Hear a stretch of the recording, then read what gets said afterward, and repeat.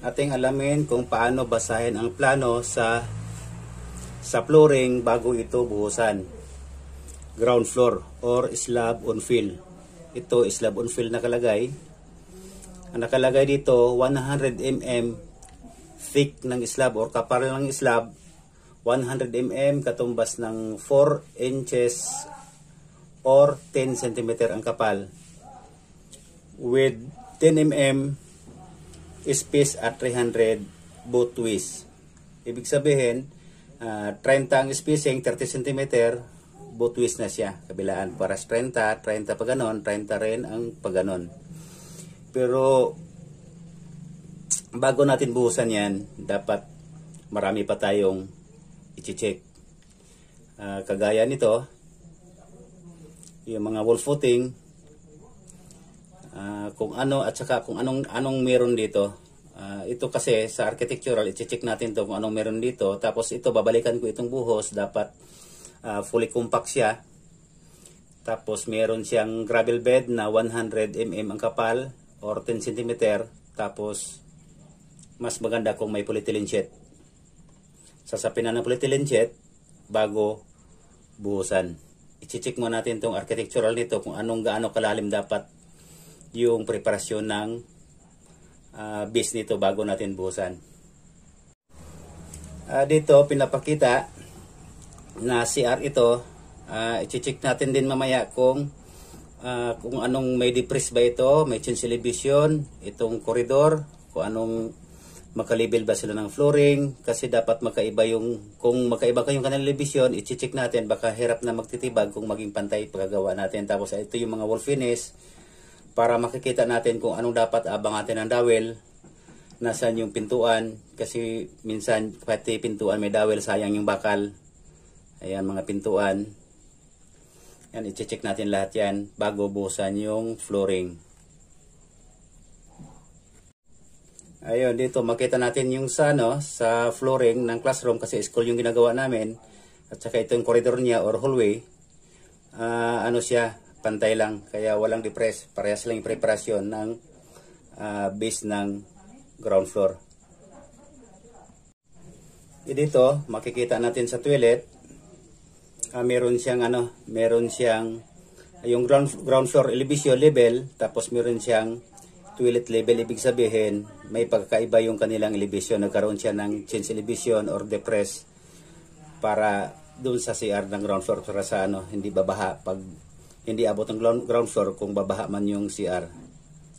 Yan, napaka-importante na bagay ito, kasi may tiles pa ito, preparasyon yan, kasama pa yung tiles natin. Balikan ko lang to. Ito yung mga wall footing, ang required ni designer ay W2. Wall footing to, WF2. Ngayon, i-check natin yung WF2 kung ano yung itsura niya. Ayun, ito yung itsura ng WF2. Ayan, naka-slab thickening lang siya. I-blow up nga muna natin. Ayan, pinakita dito, slab thickening lang. Ito yung finished floor line ng ground floor. Tapos hukayin lang siya sa ilalim. May kapal na ni-required siya. Kung anong kapal, ito yung kapal ng buhos ng ground floor, 100 mm. Tapos yung kapal naman ng galing dito sa base mula dun sa ilalim ng buhos ng ground floor, ng flooring ay 150. Tapos lapad niya, ito yung lapad nito. Tapos itong nakaprepare ito yung gravel bed. Yan. Tapos naka-indicate yung bakal. May bakal din siya. Tapos dowel na lang. Para pagkatapos naka-prepare na yung bubuhusan na paglagay ng mga CHB. Kung hollow blocks ang gagamitin. Hindi na kagaya nito. Ito kasi, itong wall footing 1 or WF1, hukay talaga siya. Kung hindi na nakita sa video, ito 800 minimum ng hukay. Ayan. Na may nakalubog pa hollow blocks. Ito, hollow blocks nakapatong na lang sa flooring. Dapat isa rin bantayan yan, kasi dinisign din na designer yan. Isa rin babantayan natin yung electrical layout. Ayan, nasa ground floor. Baka maya hindi mayabang, problema na. Ayan, dapat yan naabang bago siya buhusan. Ayan, pati yung mga waterline, dapat naabang na yan bago buhusan yung ground floor. Lahat ng waterline, kung mayroon mang dumaan, ito nasa CR lang naman. Pero dapat naabang na siya bago buhusan yung ground floor. Ayan, pati yung mga sanitary, ayan, dapat nakaabang na rin ito bago buhusan yung ground floor.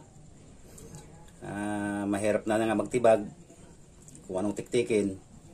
Yan, dapat nakaabang na. I-sure lang natin na naabang na yan bago tayo magbuhos. Ganon din sa storm drain, drainage, dapat nakaabang na rin lahat yan. Kagaya nito, hindi man siya tumatama itong CB or catch basin, nasa labas siya ng structure. Ayan, pero kung may mga pumapasok sa loob, ayan, dapat iabang bago buhusan yung flooring natin.